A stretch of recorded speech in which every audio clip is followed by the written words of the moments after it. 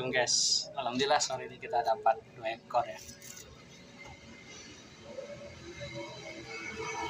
Mau kita potong.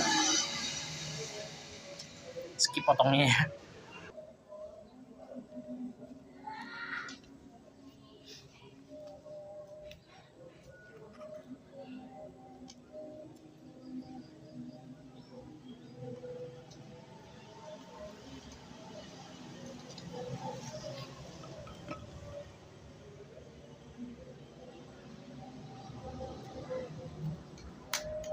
Kita ungkep dulu guys, ini pakai kunyit, bawang putih, miri, sama ini apa namanya, soto ayam tuh. Biar besok digoreng.